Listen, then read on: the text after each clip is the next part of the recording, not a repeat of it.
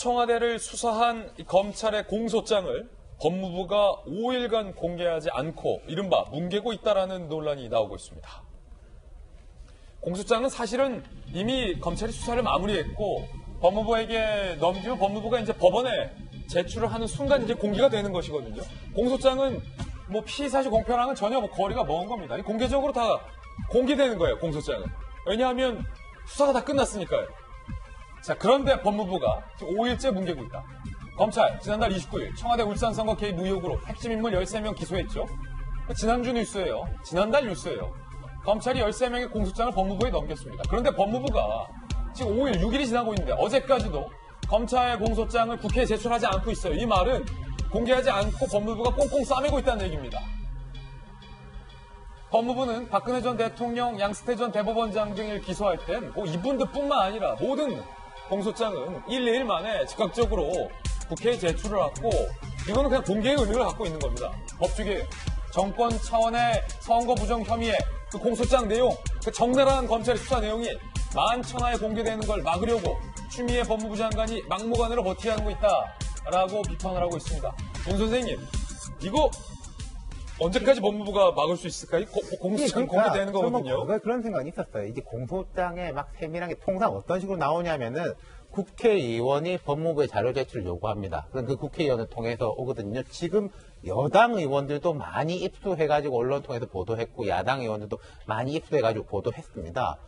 근데 왜 지금부터 그러니까 뭐 세밀한 개인정보에 대한 거를 이제 생각해야 되는 건 맞죠. 맞는데 왜 하필 지금부터냐. 그러니까 이런 것들이 너무 많은 거예요. 추미애 장관이 윤석열 검찰총장 향해서는 내 명을 거역했다. 라고 하면서 남들 보고는 상명하고 하지 마라. 상명하지 마, 하고 하지 마! 라고 막 명령을 하는 거잖아요. 예. 이런 것도 이제 개인정보 유출에 대한 게 저는 참 답답한 게. 진짜 앞뒤가 안 맞네요, 그것도. 자, 검사들이 인권 보장해야 되고 과거에 잘못된 것들이 되게 많습니다. 예. 잘못된 것들이 어떤 겁니까? 뭐 예를 들어 납북된 어부들을 간첩으로 몰아갔다든지 지금 그 이춘재 사건에도 나옵니다만은 돈 없고 백 없는 사람들한테 형사 범죄를 이제 뒤집어 씌운다든지 주로 그런 부분에 대해서 뼈를 깎는 반성을 하고 권력이 힘 없는 사람들한테 군림했던 거에 반성하고 인권 보장해야 되는데 지금 인권은 되게 높은 사람, 되게 이제 힘 있는 사람들의 인권을 왜 보장하지 않는다는 말이죠. 물론 그분들의 인권도 보장받아야 맞는데 제가 우리 자리에서 한번 말씀드린 것 같은데 미국에 이제 미란다 원칙이라고 있지 않습니까? 그렇죠. 미란다는 이제 천하의 잡범이거든요. 그 잡범을 통해 가지고 인권 보장이 한 단계 나갔는데 우리는 이제 뭐 양승태 대법원장, 조국 장관 이런 분을 통해 가지고 인권이 증진되고 있네요. 자, 씁쓸한 대목 비꼬셨는데 김관삼 변호사님, 이게 뭉개려고 뭉갤 수 있는 게 아니거든요. 근데 사실 지금 뭐 조 전 장관에 관련 수사, 뭐 감찰무마라든지 선거기획 관련 수사 중에서 어떻게 보면 제일 파괴력 있는 것이 선거기획 관련 수사라고 볼 수 있어요. 청와대 선거기획 의혹. 네, 그런데 이제 그 전 다른 사건 다 공소장 나왔잖아요. 그래서 지난번에 13명에 대해서 그때 기소가 됐잖아요. 그래서 저는 생각할 때 공소장이 하루 이틀이면 나오겠네. 그리고 공소장이 나오면 제가 이제 검사 출신이고 변호사이기 때문에 여기저기 방송국에서 부릅니다. 그래서 그 공소장에 대해서 이제 검토를 해주고 평론을 하죠. 요즘 김 변호사님 인기 많아요. 네, 그래서 오늘 기소가 됐으니까 내일 모레 정도 되면 이 방송 저 방송에서 많이 부르겠구나. 그런데 그거와 관련해서는 방송에서 안 부르더라고요.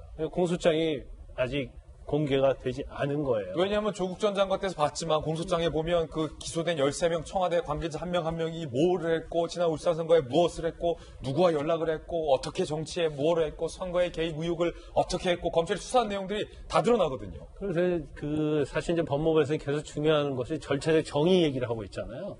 그러면 이런 것부터 절차의 정의를 지켜야 한다고 봅니다. 다른 사람에 대해서 절차의 정의를 가용해야 할 게 아니고 본인들부터 절차의 정의를 지켜야 하고요. 그다음에 아까 이제 상명하복 관련해서 제가 약간 누락한 말이 있어서 그러면 검찰청에 상명하복 폐지하고 의회에서 지시하는데 듣지 말라는 게 아니고 앞에다 부당한 지시를 하는 경우는 듣지 마라. 이게 전제가 돼야 하는 거예요. 그래서 윤 총장과 관련돼서도 윤 총장이 정말 부당한 지시를 했다면 안 듣는 게 맞겠죠. 그렇지만 그럼 법무부에서 부당한 지시를 하면 이건 들어야 하느냐. 그 부분에 대해서 사실은 언급이 돼야 하는 게 맞다고 봅니다. 그렇군요. 세 번째 검찰 관련 뉴스 전해드렸습니다.